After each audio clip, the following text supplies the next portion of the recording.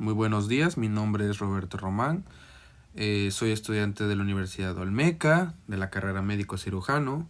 El día de hoy les voy a hablar de un tema muy importante, el cual es la fisiología pulmonar y cómo está integrado todo. Entonces, pues, a iniciar.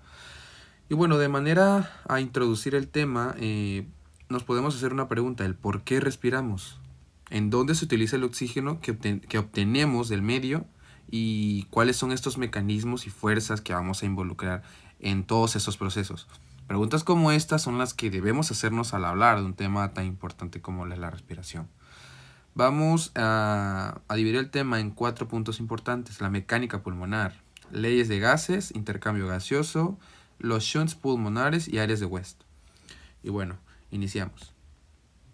Primero, la ventilación pulmonar, principal, o sea, con lo que vamos a iniciar.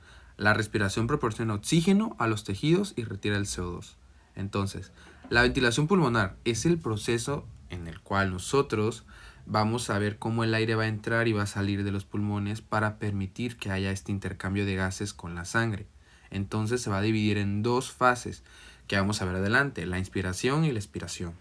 Entonces, este movimiento de aire se va a producir por diferencias de presiones entre la atmósfera y los pulmones. La mecánica pulmonar. Bueno, esta mecánica estudia cómo se van a expandir los pulmones. Se van a expandir y se van a contraer para así permitir la entrada y salida del aire, ¿sí? Este proceso va a depender mucho de la interacción entre la presión dentro y fuera de los pulmones, la elasticidad que va a tener el tejido pulmonar y la resistencia de las vías aéreas. Para entenderlo bien, vamos a desglosarlo en dos aspectos claves, ¿sí? Presiones que intervienen en la respiración y las fases del ciclo respiratorio, la inspiración y expiración. Aquí les puse esta imagen de los dos movimientos que les estoy hablando, la inspiración y la expiración, cómo va a entrar el aire y cómo va a salir el aire. Bueno, las presiones que intervienen en la respiración, bueno, el aire lo que va a hacer es que va a fluir por diferencias de presión, ¿sí? Va a moverlas desde donde hay más presión hacia donde hay menos.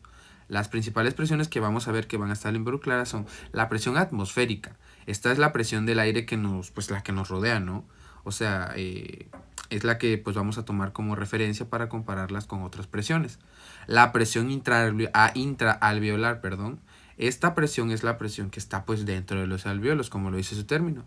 Esta es durante la inspiración, que va a ser negativa para que el aire entre. Y durante la expiración va a ser positiva para que expulse el aire. La presión intrapleural. Esta es la presión que va a estar en el espacio pleural, entre la pleura visceral y la pleura parietal. Esta siempre va a ser negativa, lo que va a evitar que los pulmones se colapsen. Entonces, ahora vamos a hablar de las fases, ¿no? Estas dos fases que les estoy mencionando, las que están aquí en imagen, la inspiración y la expiración. La inspiración va a ser el proceso activo, ¿sí? Es decir, o sea, el que va a requerir la contracción de músculos para que se expanda la cavidad torácica. El diafragma se va a contraer y va a descender, o sea, y va a aumentar el volumen torácico, o sea, se va a agrandar. Los músculos intercostales externos se van a contraer, ¿sí? Y van a elevar las costillas y se va a expandir el tórax. Entonces, la presión intrapleural, que es la que les mencioné, se va a volver negativa. Que pues prácticamente lo que va a hacer es que va a jalar los pulmones y los va a expandir. La presión alveolar va a disminuir, entonces va a crear una gradiente de presión que va a permitir que la entrada de aire. Entonces, en ejercicio o esfuerzo, estas son las que se van a activar. Por ejemplo, otros músculos accesorios de la inspiración, que son los escalenos y el esternocleidomastoideo, son los que van a elevar las costillas y la clavícula. Creo que aquí les coloqué una imagen de los músculos inspiratorios y aquí en general de los inspiratorios y expiratorios.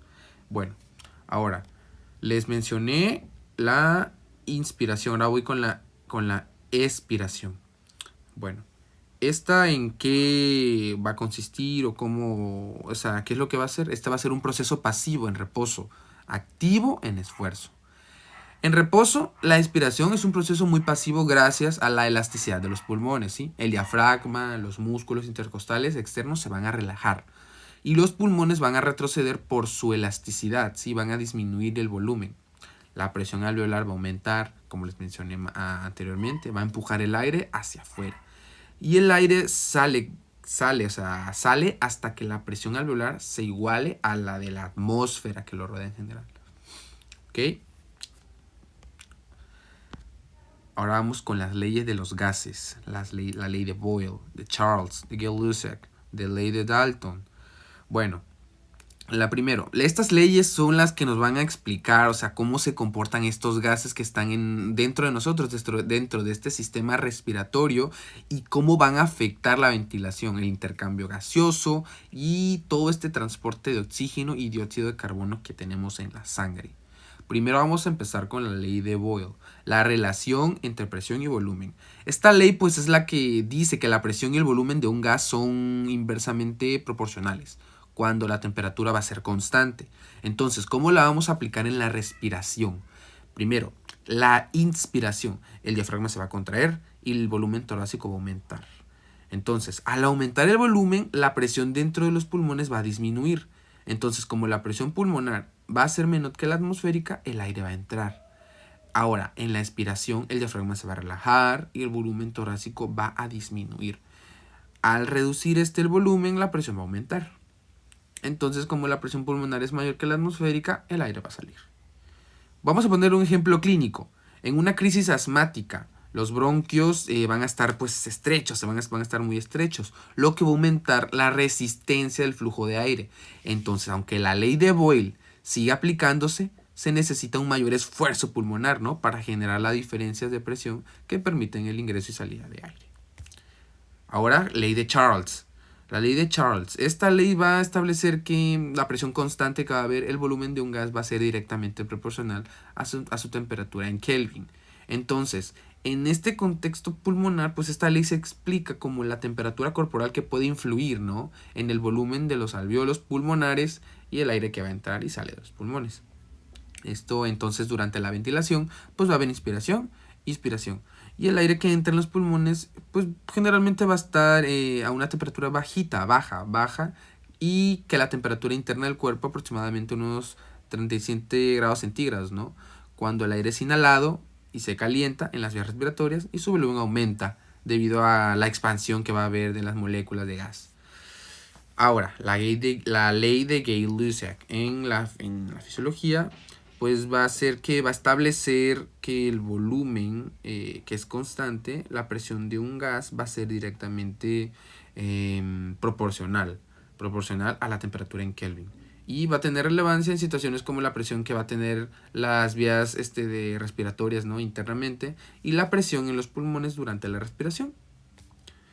La ley de Dalton. Esta es la presión parcial de los gases. La ley de Dalton establece que en una mezcla de gases, cada gas va a ejercer su propia presión, como si las demás no estuvieran presentes. Entonces la presión total es la suma de las presiones parciales de cada gas. Y bueno, va en el aire atmosférico que conocemos, los gases principales son el nitrógeno, oxígeno, dióxido de carbono y otros gases, ¿no? que vemos por ahí. ¿Y cómo se aplica en la respiración? Pues bueno, en los alvéolos las presiones parciales van a cambiar porque el aire se va a mezclar con el CO2 exhalado y el vapor de agua. Entonces, pues esto va a crear gradientes de presión que va a permitir que haya este intercambio gaseoso en pulmones y tejidos. Vamos a poner un ejemplo clínico, así rapidito. En la hipoxemia en altitud, la presión atmosférica va a disminuir, por ejemplo, a 4000 metros, ¿no? O sea, esto va a reducir a 4000 metros es 450 milímetros de mercurio. Esto reduce la presión parcial de oxígeno y por lo tanto menos oxígeno va a entrar a la sangre y va a dar esta sintomatología de pues mareo, va a tener fatiga el paciente y disnea. Ahora vamos con intercambio gaseoso. Aquí coloqué un videíto. ¿Cómo se ve? Disculpa. Bueno, el intercambio gaseoso va a ser el proceso, pues como su palabra lo dicen, del cual el oxígeno entra a la sangre y el dióxido de carbono se elimina. Ocurre por una difusión. O sea, se van a mover los gases desde donde no hay presión parcial hasta donde hay menos, ¿sí? En los pulmones, la respiración externa, la que está afuera, el oxígeno va a pasar de los alvéolos a la sangre, porque la presión parcial en los alvéolos es de 100 milímetros de mercurio, mientras que en la sangre venosa es de 40. Al mismo tiempo, el CO2 se va a difundir en sentido contrario de la sangre a los alvéolos, porque la presión en la sangre venosa es mayor, 46 milímetros de mercurio, que en los alvéolos, que es de 40. Entonces va a permitir la eliminación en la expiración. El oxígeno va a viajar en la sangre, que pues principalmente va a estar junto con la hemoglobina, mientras que el CO2 se va a transportar en la mayoría convirtiéndose en bicarbonato, gracias a la enzima anhidrasa carbónica. Cuando la sangre oxigenada llega a los tejidos, la respiración interna, el oxígeno se va a liberar, porque la presión en la sangre arterial es de 100. O sea, es mayor que en los tejidos, que es de 40. Al mismo tiempo, el CO2 va a sacar un producto del metabolismo celular, se va a difundir a la sangre. Entonces va a elevar esta presión, se va a elevar de 40 a 46. Muy bien, ahora vamos con último punto, que son los shunts pulmonares y las áreas de West. Primero, los shunts pulmonares es este desequilibrio en la oxigenación, ¿ok? Y esto pasa, o sea, ¿por qué pasa? Porque aquí les coloqué, se le llama shunt a un agujero o pasaje que permite el paso anómalo de fluidos de un lado del cuerpo humano a otro. Entonces, el shunt pulmonar ocurre cuando una parte de nuestra sangre va a pasar de la circulación venosa a la arterial sin oxigenarse en los pulmones, lo que va a causar hipoxemia, o sea que va a haber una baja concentración de oxígeno en toda la sangre arterial. Hay dos tipos, el shunt anatómico y el fisiológico, ¿sí? Ok, para que no se confundan, en el anatómico eso ocurre cuando la sangre evita que los alvéolos, por defectos anatómicos, como una comunicación, no sé, interauricular o una fístula que tengamos arteriovenosa pulmonar, pues en estos casos la sangre venosa se va a mezclar con la sangre arterial sin pasar por los pulmones.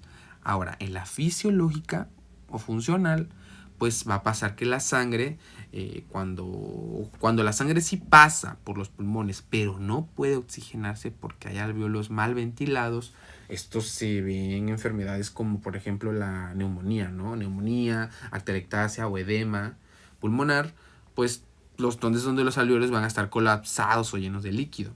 Entonces, el shunt fisiológico se los puse aquí. Se denomina así porque corresponde al fenómeno de la perfusión capilar, que es normal frente a un alvéolo obliterado y que, por consiguiente, resulta en sangre que no se oxigena. O sea, esta sangre va a mezclarse luego con sangre arterial proveniente de capilares normales y que sí está oxigenada. De esta mezcla venoarterial va a haber un valor hipoxémico de la presión parcial de oxígeno en sangre arterial, ¿sí? Aquí esta imagen que les coloqué, podemos ver pues o sea, vemos alvéolos, ¿sí? A la izquierda hay dos alvéolos donde dice normal, en la imagen que les estoy mostrando dice normal, a la izquierda hay dos alvéolos que oxigenan la sangre que les llega por sendos capilares, ¿sí? En la vena pulmonar o en una arteria sistémica, la presión parcial de oxígeno en sangre arterial va a ser de 62, ¿sí? Milímetros de mercurio. A la derecha vemos un alvéolo colapsado. A la derecha se ilustra un alvéolo normal y uno colapsado, ¿sí? La sangre que pasa por el capilar en contacto con alvéolo colapsado no puede ser oxigenada. Entonces se va a mezclar y ¿qué va a pasar? Y resulta en la presión parcial de oxígeno en sangre arterial de 50. A eso es a lo que se le denomina el shunt fisiológico, que produce la hipoxemia por una mezcla venoarterial, una mezcla venoarterial. ¿Ok? Cuando hay un gran número de alvéolos obliterados, el shunt se le puede considerar, puede ser muy considerable y resulta en una hipoxemia arterial marcada. ¿Ok? Ahora vamos por último con las áreas de West. Zonas pulmonares de West, como quieran decirle. Es la distribución de la perfusión y la ventilación, ¿sí? En los pulmones, la gravedad que afecta a la distribución del flujo sanguíneo que tenemos va a crear 3 regiones llamadas las áreas de West. Estas zonas se explican como la relación ventilación-perfusión, que va a medir cómo se equilibra el flujo que tenemos de aire, la ventilación, como el flujo sanguíneo, la perfusión. Entonces, aquí les puse, aquí hay 3 zonas o 3 las divisiones. La zona 1, que son los ápices del pulmón. La presión alveolar es mayor que la presión arterial pulmonar y la venosa. Casi no va a haber flujo, o sea, flujo sanguíneo, porque la presión alveolar va a comprimir los capilares. Y la ventilación va a superar la perfusión, o sea, va a haber desperdicio de ventilación. En la zona 2, la porción media del pulmón, ¿sí? La presión arterial pulmonar va a ser mayor que la alveolar aquí, ¿sí? Lo que va a permitir que cierto flujo, pues, lo que permite que cierto flujo sanguíneo, ¿ok? Aquí la relación ventilación-perfusión va a estar más equilibrada, ¿sí? O sea, va a tener un equilibrio. En diferencia con la zona 3, que es la última, son las bases ya del pulmón.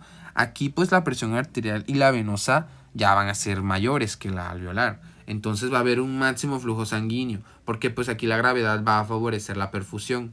Y la perfusión ya pues va a superar la ventilación, o sea, ya va a ser bajo. Va a haber un desperdicio aquí de perfusión, ¿sí? Un ejemplo clínico, rapidito. En un paciente con un choque hipovolémico, la presión arterial pulmonar cae. Cae tanto que la zona 1 se va a expandir y va a aumentar el espacio muerto alveolar y va a reducir la oxigenación. ¿Sí? Y eso sería todo de mi parte del día de hoy. Gracias por ver el video y espero que haya sido de su agrado.